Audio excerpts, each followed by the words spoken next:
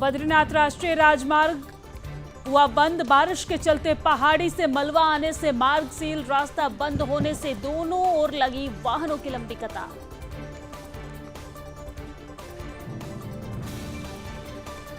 बाढ़ की समस्याओं से निपटने के लिए मुख्य सचिव राधा रतूड़ी ने अधिकारियों को किया निर्देशित। ब्रिज का हाइड्रोलॉजिकल सुनिश्चित करवाने की भी निर्देश दिए।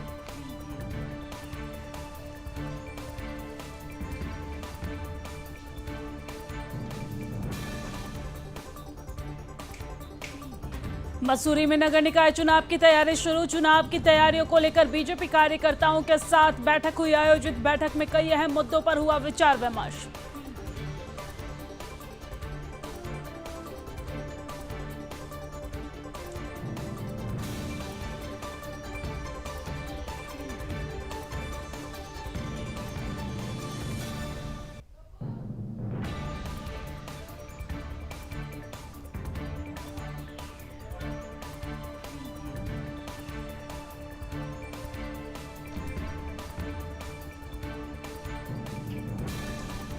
सिद्धपीठ ज्वालपा धाम के पौराणिक स्वरूप को लेकर दो पक्षों में विवाद नहीं हो रहा है समाप्त। मंदिर के पौराणिक स्वरूप को परिवर्तित न करने की मांग को लेकर हो रहा है विवाद।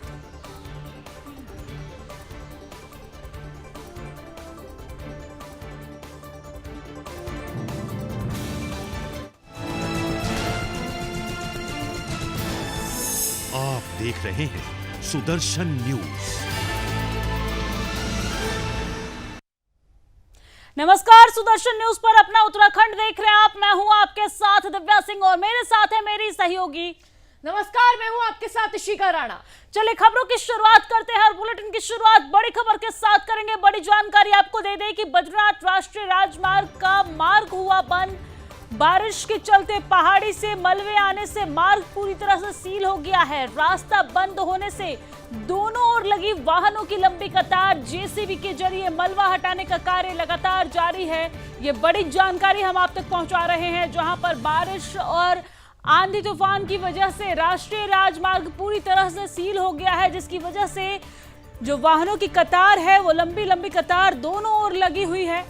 बिल्कुल दिव्या, देखिए बारिश के चलते पहाड़ी से मलबा आने से मार्ग सील हो गया है। ये बड़ी जानकारी सामने आ रही है। रास्ता बंद होने से दोनों और लंबी वाहनों की जो कतारें हैं वो देखने को मिल रही है और जिस तरीके से हम देख रहे हैं कि जेसीबी के जरिए मलबा हटाने का कार्य किया जा रहा है। लेकिन दिव्या देखिए, चारधाम यात्रा का आगाज हो चुका है। चारधाम यात्रा की शुरुआत हो चुकी है कल से ही। लेकिन जो बद्रीनाथ के कपाट है 12 मई को खुलेंगे। लेकिन जिस तरीके से हम देख रहे हैं, जो लोग हैं, जो यात्री हैं, लगातार यहाँ पर पहुंच रहे हैं और यहाँ पर जो बारिश का सिलसिला है वो भी देखने को मिल रहा है। मौसम विभाग द्वारा लगातार बारिश को लेकर चेताया भी जा रहा है और फिलहाल जानकारी ये सामने आ रही है कि देखिए तस्वीरों में आपको हम दिखा रहे हैं कि किस तरीके से यात्री काफी ज्यादा परेशान है, मुश्किल में, दिक्कतों में नजर आ रहे हैं, क्योंकि लगातार लंबी लंबी कतारें यहाँ पर देखने को मिल रही है और यहाँ पर लगातार बारिश हो रही है। और वहीं दूसरी तरफ रास्ता बंद होने से दोनों और वाहनों की कतार लगी हुई है। जेसीबी के जरिए मलबा हटाने का जो कार्य किया जा रहा है। तो बद्रीनाथ राष्ट्रीय राजमार्ग काफी ज्यादा खराब स्थिति में नजर आ रहा है। मार्ग बंद हो चुका है। बारिश के चलते पहाड़ी से मलबा आने से मार्ग सील हो गया है। दिव्या जी, और जिस तरीके से शिखा हमने देखा कि किस तरीके से चार धाम यात्रा को लेकर पिछले कई महीनों से तैयारियां की जा रही थी। कल चार धाम के कपाट खुले और जैसे ही कल बारिश हुई वैसे ही मलबा गिरने की वजह से राष्ट्रीय राजमार्ग पूरी तरह से बंद है। पुलिस प्रशासन की तरफ से, आपदा प्रबंधन विभाग की तरफ से, जिलाधिकारी की तरफ से, शासन प्रशासन की तरफ से, जहां पर तैयारियों को लेकर ये दावा किया जा रहा था कि तैयारियां पूरी तरह से की गई है, वैसे ही बारिश होते ही जो तैयारियां हैं वो यहाँ पर जमीन स्तर पर कुछ और ही नजर आ रही है। मलबा गिरने की वजह से राष्ट्रीय राजमार्ग पूरी तरह से बंद हो गया है। हालांकि पुलिस प्रशासन के द्वारा यहां पर तत्परता से कार्य करते नजर आ रहे हैं। आपको बता दें कि जेसीबी की मदद से मलबा हटाने का कार्य लगातार जारी है और यहां पर जो चार धाम यात्रा के श्रद्धालु हैं उन्हें काफी दिक्कतों का सामना करना पड़ रहा है। दोनों ओर वाहनों की लंबी लंबी कतारें हैं। कई घंटों से लोग अपने वाहन खड़े करके बाहर खड़े नजर आ रहे हैं। क्योंकि राष्ट्रीय राजमार्ग पूरी तरह से बंद है। मलबा गिरने की वजह से राष्ट्रीय राजमार्ग पूरी तरह से बंद हो गया है। हालांकि इसी खबर पर हमारे साथ हमारे ब्यूरो चीफ कृष्णा हमारे साथ जुड़ गए हैं। कृष्णा, जिस तरीके से हमने देखा कि किस तरीके से शासन प्रशासन की तरफ से चार धाम यात्रा को लेकर तैयारियां की जा रही थी, लेकिन जैसे ही कल चार धाम यात्रा की शुरुआत हुई, बद्रीनाथ का जो राष्ट्रीय राजमार्ग है वो मलबा गिरने से बंद हो गया है। क्या कुछ पूरी जानकारी है आपके पास, विस्तार से बताइए। बिल्कुल, देखिए कल सुबह से चारधाम यात्रा का आगाज हो चुका है। प्रशासन ने जिस तरीके से तैयारी कर रही थी, यात्रा जो है वो सुगमता के साथ लगातार चल रही थी। कल भी हजारों की संख्या में केदारनाथ, यमुनोत्री और गंगोत्री में श्रद्धालुओं ने पहुंचकर दर्शन किए हैं। अगर के साथ ही हम बात करते हैं तो रात को मौसम जो है वह बहुत ज्यादा बिगड़ गया था, बारिश काफी ज्यादा हुई है, जिसके बाद श्रीनगर, पौड़ी गढ़वाल के श्रीनगर से कुछ किलोमीटर आगे चलकर जो है पहाड़ी पे पर आ गया, मलबा सड़क पर आ गया और इस वजह से रोड भी बाधित हो गई। अब हम देख सकते हैं कि इसका जो रोड पे मलबा आया था जेसीबी की मदद से काफी देर पहले हटा लिया गया है और मार्ग को पूर्ण रूप से सुचारू कर दिया गया है, क्योंकि काफी घंटों जिस तरीके से हाईवे बन रहा तो तभी दोनों तरफ लंबी लंबी कतारें गाड़ियों की देखने को मिली। लोग एक तरीके से चिंतित हो गए थे। जो लोग केदारनाथ, बद्रीनाथ की तरफ जा रहे थे उनको चिंता हो गई थी कि वे कब पहुंचेंगे, और जो लोग अपनी केदारनाथ से यात्रा पूरी करके वापसी आ रहे थे वे लोग भी सोच रहे थे कि कब ये मार्ग खुलेगा, क्योंकि प्रशासन ने तमाम दावे किए थे कि जो डेंजर पॉइंट है, भूस्खलन जहां जहां पर होता है वो हम बिल्कुल रिपेयर करते हैं। बिल्कुल कृष्णा, प्रशासन द्वारा तमाम वादे दावे किए गए थे, लेकिन बारिश के चलते पहाड़ी से मलबा आ गया, जिसके कारण बद्रीनाथ राष्ट्रीय राजमार्ग का जो मार्ग है वो बंद हो चुका है। 12 मई को बद्रीनाथ के कपाट खोल दिए जाएंगे। बद्रीनाथ के कपाट खुलने वाले हैं और पुलिस के लिए कहीं ना कहीं अभी एक बड़ी चुनौती कृष्णा बन चुका है। किस तरह से पुलिस प्रशासन द्वारा, यातायात विभाग द्वारा जो वहां पे सिचुएशन है उसको टैकल किया जा रहा है? बिल्कुल, देखिए चारधाम यात्रा को लेकर जिस तरीके से मुख्यमंत्री पुष्कर सिंह धामी ने भी और मुख्य सचिव राधा रतोड़ी ने भी अधिकारियों के साथ तमाम बैठकें करी, और खासकर अब मॉनसून को देखते हुए जिस तरीके से बरसात का सीजन शुरू हो जाता है, जगह जगह पर भूस्खलन की घटनाएं आती है, लोगों की यात्राएं जो है वो कई घंटों तक बाधित हो जाती है। तो उससे बचने के लिए और लोगों के आरामदायक सफर के लिए तमाम प्रशासन ने तैयारियां जो है वो पूरी करी थी। लेकिन जब बारिश देर रात हुई है तो उस जगह के आसपास कोई जेसीबी मशीन मौजूद नहीं थी, क्योंकि अधिकारियों ने तमाम दावे किए थे जो डेंजर पॉइंट है जहां पर लगातार लैंडस्लाइड हो जाता है हल्की बारिश से ही, तो ऐसे डेंजर पॉइंट के आसपास जो है वो जेसीबी तैनात रहेगी, पीडब्ल्यूडी के अधिकारी तैनात रहेंगे, एसडीआरएफ तैनात रहेंगी। लेकिन कल श्रीनगर में ऐसा कुछ भी नहीं देखा गया है, जिस वजह से आज घंटों लोगों को इंतजार करना पड़ रहा है। बड़ा सवाल यही है, क्योंकि अब श्रीनगर के बाद केदारनाथ यात्रा जो है वह कल से शुरू हुई थी और अब कल सुबह से जो है 6 बजे से बद्रीनाथ की यात्रा भी शुरू हो जाएगी, यानी कि बद्रीनाथ धाम के कपाट भी आम श्रद्धालुओं के लिए कल खोल दिए जाएंगे। तो जिसमें से लोगों की आवागमन जो है वो और ज्यादा बढ़ जाएगा, क्योंकि श्रद्धालु जो सिर्फ अभी केदारनाथ के लिए आ रहे हैं, फिर वे आगे केदारनाथ की यात्रा करके बद्रीनाथ की तरफ भी जाएंगे। तो बद्रीनाथ की भी अगर हम बात करते हैं तो तमाम जगहों पर जो है वो डेंजर पॉइंट काफी ज्यादा आ जाते हैं, चाहे हम पीपल कोटी की बात करें, चाहे हम हाथी पर्वत की बात करें। ऐसी जगहों पर जेसीबी मशीन जो है वो पहले से ही तैनात कर दी गई है, क्योंकि मौसम विभाग ने भी इसी का आने वाले कुछ दिनों के लिए पहाड़ों पर खासकर चार धाम क्षेत्रों पर बारिश को लेकर ऑरेंज अलर्ट जारी किया है, जिसको देखकर भी विभाग जो है पूरे की पूरी तत्परता बरत रहे हैं ताकि किसी भी श्रद्धालुओं को किसी भी प्रकार की दिक्कत ना हो। क्योंकि मुख्यमंत्री पुष्कर धामी ने भी स्पष्ट अधिकारियों को निर्देश दिए हैं कि जो भी उत्तराखंड में श्रद्धालु आता है वे अच्छे मन से चारधाम यात्रा एक तरीके से करे और खुश होकर ही उत्तराखंड से वापस लौटे। तो पहले हम दिक्कतें देखते थे लैंडस्लाइड की, नेटवर्क कनेक्टिविटी की, अब ऐसी कुछ समस्या नहीं है। तो सीएम धामी ने भी स्पष्ट कहा है कि कोई भी नाराज होकर उत्तराखंड के वापस ना जाए। जब वापस वे अपने यात्रा करके अपने शहर लौटता है तो वहां पे जाके और लोगों को भी संदेश दे, ताकि अधिक से अधिक संख्या में जो है लोग चारधाम यात्रा करके। कृष्णा, जिस तरीके से जो श्रद्धालु यहाँ पर चारधाम यात्रा के लिए आते हैं उन्हें किसी तरह की कोई दिक्कत न हो, इसको लेकर शासन प्रशासन स्तर पर तमाम जो तैयारियां हैं वो की गई थी। लेकिन जिस तरीके से बीते शाम बारिश होने की वजह से राष्ट्रीय राजमार्ग पर मलबा गिरने की वजह से रास्ता बंद हो गया था। हालांकि अब रास्ता खुल गया है, लेकिन हम ये भी जानने की कोशिश करेंगे कि कितने देर तक ये रास्ता बंद रहा और इस दौरान पुलिस प्रशासन की तरफ से जो वहां पर फंसे हुए लोग थे उनको किस प्रकार से मदद पहुंचाई गई।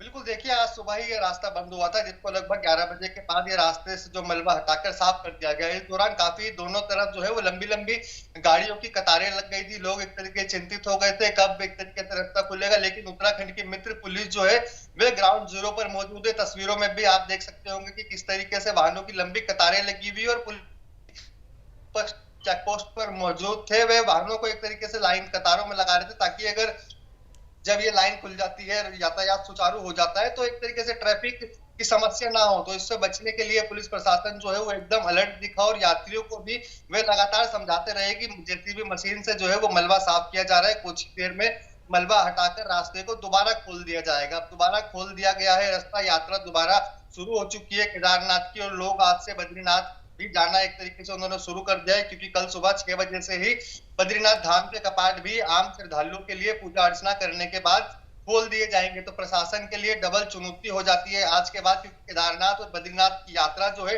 जी वे पौड़ी गढ़वाल के बाद से रुद्रप्रयाग चमोली जिले होते हुए बद्रीनाथ वहां पे पहुंचेंगे। तो ऐसे में तमाम दिक्कतें रहेंगी शासन प्रशासन के लिए भी, क्योंकि लोग जो है वे काफी बड़ी संख्या में श्रद्धालु इस समय उत्तराखंड आ रहे हैं। क्योंकि अगर हम बात करते हैं 25 मई तक की, तो 25 मई तक काफी ज्यादा भीड़ देखते हुए प्रशासन ने और उत्तराखंड सरकार ने वीआईपी प्रोटोकॉल जो है वे कैंसिल किया हुआ है, ताकि श्रद्धालुओं को दिक्कत ना हो। 25 मई के बाद ही वीआईपी प्रोटोकॉल जो है वे शुरू हो पाएगा, तब तक श्रद्धालुओं को कोई भी दिक्कत नहीं होती थी। क्योंकि हमने पिछले वर्षों में देखा है, अगर कोई भी वीआईपी चार धाम में दर्शन करने आता था, तो एक तरीके से आम लोगों के लिए दर्शन रोक दिए जाते थे। तो अब ऐसा कुछ भी नहीं होगा, क्योंकि रास्ते जो है वो एकदम साफ किए गए हैं। मेडिकल चेकअप की भी अगर हम बात करें, तो केदारनाथ यात्रा का जो पैदल मार्ग पड़ता है 20 किलोमीटर का, उस पर भी जगह जगहों पर मेडिकल टीम को तैनात किया गया है, उनको रखी गई है। इस बार खास जो है साफ सफाई पर भी विशेष ध्यान जो है उत्तराखंड सरकार और प्रशासन ने रखा है। क्योंकि हम देखते हैं गौरीकुंड के बाद से जब से केदारनाथ यात्रा का पैदल पड़ाव शुरू होता था, तो उसमें काफी ज्यादा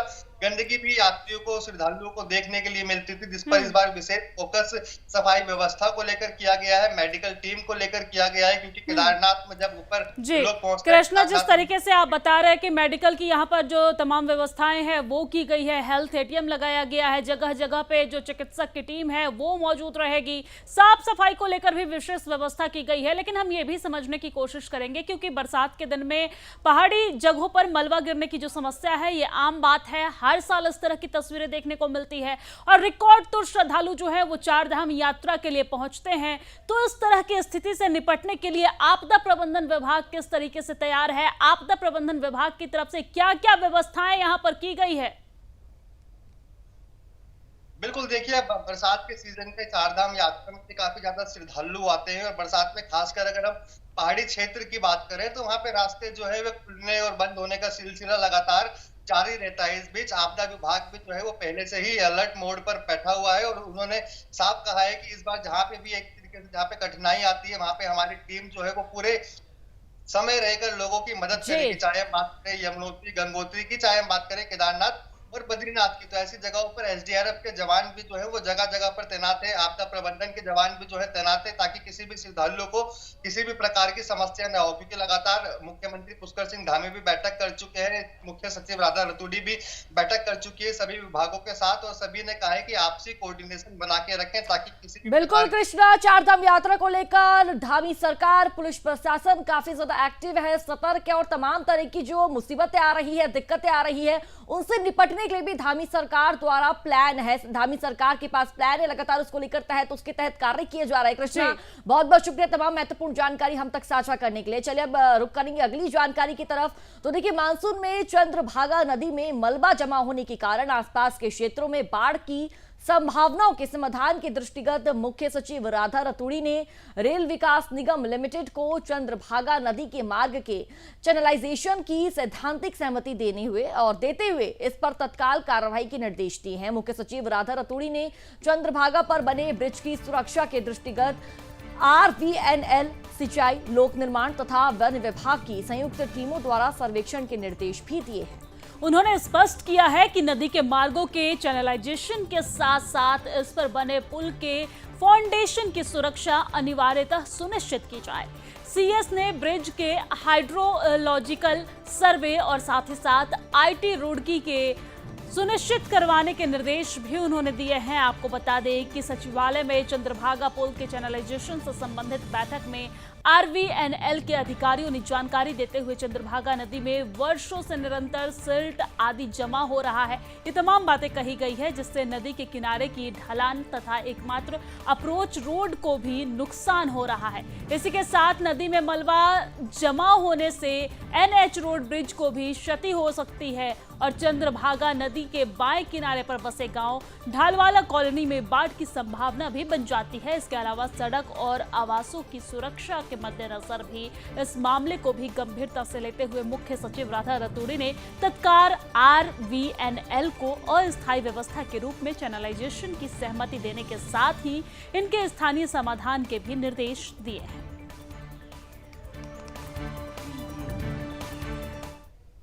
और चलिए आगे बढ़ते हुए बात मसूरी की कर लेते हैं। मसूरी में बीजेपी कार्यकर्ताओं द्वारा नगर निकाय चुनाव की तैयारी शुरू कर दी गई है, जिसको लेकर मसूरी महात्मा योगेश्वर सरस्वती शिशु मंदिर के सभागार में मसूरी विधानसभा प्रभारी रतन सिंह चौहान के नेतृत्व में सभी कार्यकर्ताओं के साथ बैठक आयोजित की गई है। आगामी नगर पालिका परिषद मसूरी के चुनाव के विभिन्न पदों के दावेदारों के साथ विचार विमर्श किया गया है और इस मौके पर सभी लोगों ने एकजुट होकर आगामी नगर निकाय चुनाव के लिए काम करने का आह्वान किया है। बिल्कुल दिव्या, देखिए मौके पर मसूरी विधानसभा प्रभारी रतन सिंह चौहान ने कहा कि भारतीय जनता पार्टी की केंद्र और राज्य की सरकार लगातार देश और प्रदेश के विकास के लिए कार्य कर रही है। तो वहीं भारतीय जनता पार्टी के कार्यकर्ताओं द्वारा कोरोना काल में ऐतिहासिक काम कर जनता की मदद की गई है। उन्होंने कहा कि कोरोना काल में लोग अपने घरों में कैद थे, तब भारतीय जनता पार्टी का प्रत्येक कार्यकर्ता जन सेवा का काम कर लोगों की जान बचाने का काम कर रहे थे। और उन्होंने कहा कि भारतीय जनता पार्टी बूथ स्तर तक अपने कार्यकर्ताओं को मजबूत करने का जो काम है वो करती है और यही कारण है कि भारतीय जनता पार्टी आगामी नगर निकाय के चुनाव में भारी मतों से जीतने जा रही है। उन्होंने कहा कि भाजपा के केंद्र और राज्य की सरकार द्वारा सभी वर्गों के लिए कई जन कल्याणकारी योजना संचालित की गई है, जिसका लाभ देश की जनता को मिल रहा है। उन्होंने कहा कि उनको पूरा विश्वास है कि मसूरी नगर पालिका परिषद में इस बार नगर भारतीय जनता पार्टी की बोर्ड और अध्यक्ष होगा, जो मसूरी के विकास के साथ मूलभूत सुविधाएं उपलब्ध करेगा। देखिए, आज मसूरी मंडल की यहाँ पर नगर निकाय चुनाव के संदर्भ में हमारे जो मंडल अध्यक्ष हैं उनके अध्यक्षता में ये मीटिंग की गई है और निश्चित ही जो आगामी निकाय चुनाव होने हैं उसके संदर्भ में यहाँ पर पार्टी की बैठक बुलाई गई है और जो वार्डों से दावेदार हैं उनके नाम मांगे गए हैं। साथ ही साथ जो कार्यकर्ता हैं उनके सुझाव भी यहाँ पे सुझाव लिए गए हैं, ताकि जो है यदि कहीं पर किसी का कोई सुझाव है जो पार्टी हित में है तो निश्चित ही उसको जो है मंडल जो है अपना जो है संज्ञान लेगा और जो भी दावेदारी यहाँ पे पेश करेगा उसको जो है जिला अध्यक्ष के माध्यम से जो है प्रदेश को भेजा जाएगा। और सबका मानना ये है कि दावेदार कोई भी कार्यकर्ता उसका हक है दावेदारी करने का, लेकिन एक बार जब पार्टी जो है किसी को टिकट दे दे तो सब एकजुट होकर जो है पार्टी के लिए काम करेंगे। तो मुझे लगता है कि जिस तरह से यहाँ पर अब जो हमारे क्षेत्रीय विधायक हैं और वर्तमान में कैबिनेट में मंत्री हैं गणेश जोशी जी, उनके यहाँ पर सानिध्य के माध्यम से मुझे लगता है कि निश्चित ही हम वार्ड भी जीतेंगे और चेयरमैन भी हमारा होगा और बोर्ड भी हमारा होगा। आज भारतीय जनता पार्टी महानगर की ओर से, चूँकि मैं पिछले लगभग 1.5 वर्ष से इस मसूरी मंडल का प्रभारी हूँ, तो उस नाते से हर मंडल में आज इस समय हमारी बैठकें चल रही हैं पिछले 2 दिन से। उसी के नियमित आज मसूरी मंडल की इस बैठक में मैं यहाँ पहुँचा हूँ और मुझे बहुत अच्छा लगा है कि कार्यकर्ताओं में बड़ा जोश है नगर पालिका के चुनाव को लेकर। जिस प्रकार का कार्यकर्ताओं में मैं उत्साह देख रहा हूँ वो ऐसा प्रतीत होता है कि जो भारतीय जनता पार्टी काफ़ी समय से यहाँ मसूरी में जीत नहीं पा रही थी, कार्यकर्ताओं के ऊर्जा से और कार्यकर्ताओं के विश्वास से मैं कह सकता हूँ कि इस बार 100% भारतीय जनता पार्टी का यहाँ बोर्ड बनने जा रहा है। अभी तक तो मेरे सामने अभी हम लोकसभा से निकले हैं और लोकसभा में जिस प्रकार कार्यकर्ताओं ने मनोयोग से आदरणीय नरेंद्र मोदी जी को तीसरी बार देश का प्रधानमंत्री बनाने के लिए पूर्ण अपना सर्वश्रेष्ठ प्रदर्शन करते हुए कार्यकर्ताओं ने काम किया है, बूथ स्तर तक काम किया, पन्ना प्रमुखों ने बहुत अच्छा काम किया है और भारतीय जनता पार्टी के इस यहाँ से प्रत्याशी को जिताने का जी तोड़ मेहनत कर काम किया है। उसका ही परिणाम ये होगा कि आने वाले हमारे जो नगर पालिका का चुनाव है उसमें 100% हमको सफलता मिलेगी। रहता है कि तुम्हारे एक मेंबर भी नहीं है वो। और सीधा लिए चलेंगे आपको उत्तर प्रदेश के कानपुर, जहां पर मुख्यमंत्री योगी आदित्यनाथ क्या कुछ कह रहे हैं, सुनवाते हैं।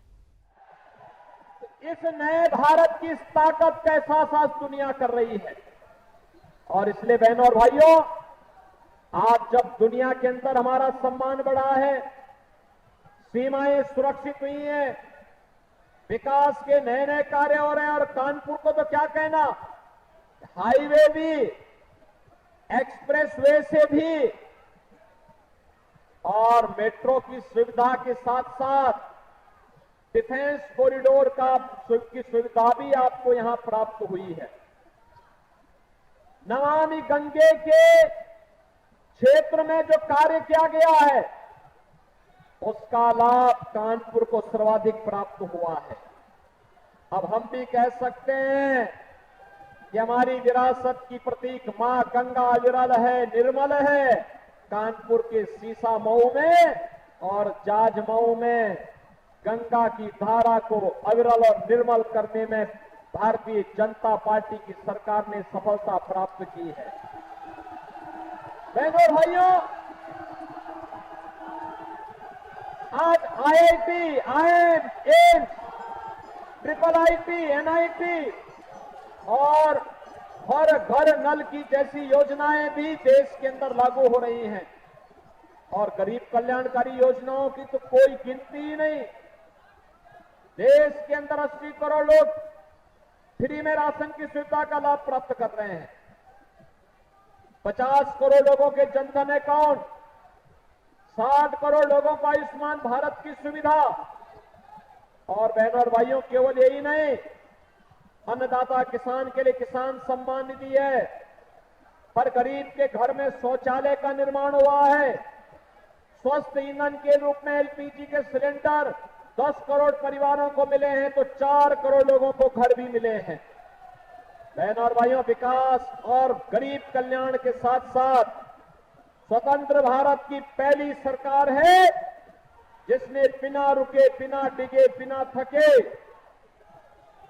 अनवरत कार्य करते हुए।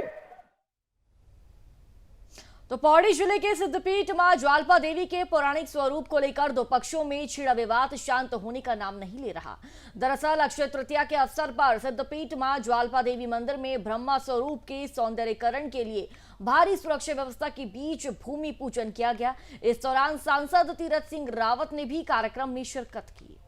मंदिर के पौराणिक स्वरूप को परिवर्तित न किए जाने तथा ब्रह्मा स्वरूप के सौंदर्यीकरण को लेकर दो पक्ष आपस में आमने सामने हो गए। जहां मंदिर के पौराणिक स्वरूप को परिवर्तित न किए जाने की मांग को लेकर ज्वाल्पा देवी शिवालय ट्रस्ट मांग कर रहा है, वही मामले पर ट्रस्ट के विमल चंद्र अर्थवाल और मंदिर निर्माता दाताराम के पुत्र रवि अर्थवाल का कहना है कि न्यायालय से भी मंदिर के पुनः निर्माण न किए जाने को स्पष्ट आदेश दिया गया है। तो वही दूसरी ओर पूजा समिति ज्वाल्पा देवी के अध्यक्ष सतीश चंद्र अर्थवाल का कहना है कि मंदिर के मूल स्वरूप से कोई छेड़छाड़ नहीं की जा रही है, बल्कि मंदिर का ब्रह्मा स्वरूप के सौंदर्यीकरण को लेकर भूमि पूजन किया जा रहा है। तो जो श्रद्धालु इधर उधर आते हैं तो उनकी संख्या बढ़ती है, तो स्वाभाविक यहाँ के जो स्थानीय लोग हैं उनको रोजगार भी मिलेगा और मिल रहा है। कल एक दो दुकान होती थी, मैंने कब से देख रहा हूँ भैया, मेरा तो आना जाना, कभी एक आध बड़ा मुश्किल से प्रसाद देने के लिए एक आध मिलती थी।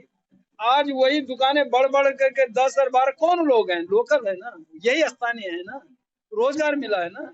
और जब इसका बड़ा स्वरूप होगा तो और अच्छा, फिर अधिकतर लोग इसका लाभ ले पाएंगे, रोजगार भी पाएंगे। उसका स्वरूप बड़ा किया है तो श्रद्धालु आएंगे, तो यहाँ भी श्रद्धालु बड़ी संख्या बढ़ेगी, तो उनके लिए अच्छा होना चाहिए।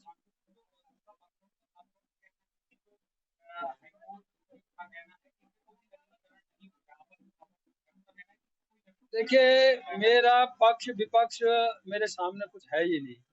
मेरे सामने माँ का दरबार है और माँ ज्वाल्पा है, और हम लोग भी उसमें कितना हाथ बटा सकते हैं, ये मेरा भाव है।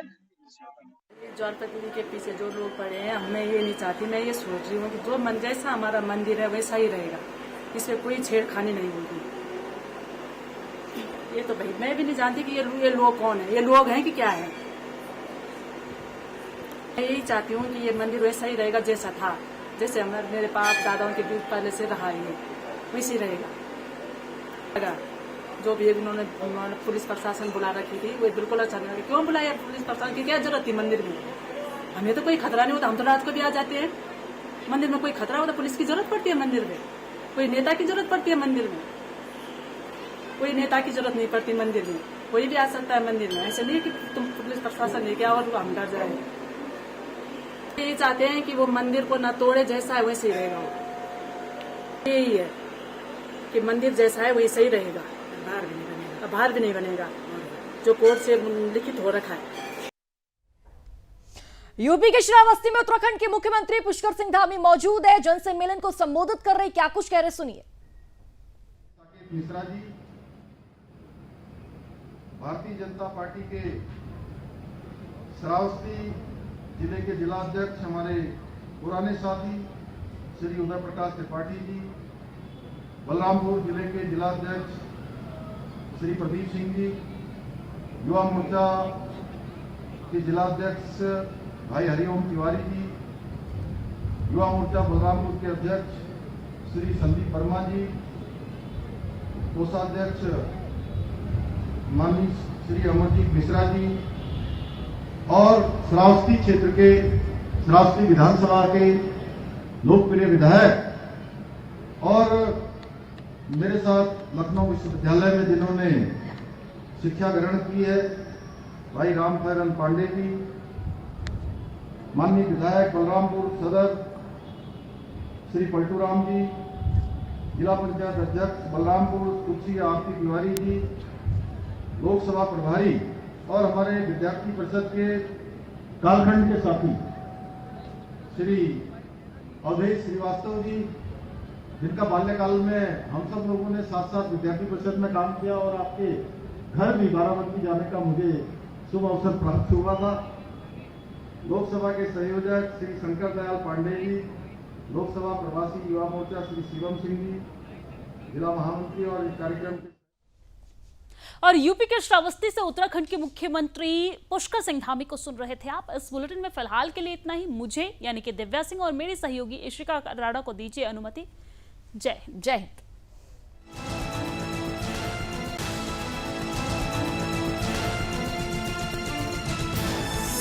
आप देख रहे हैं सुदर्शन न्यूज।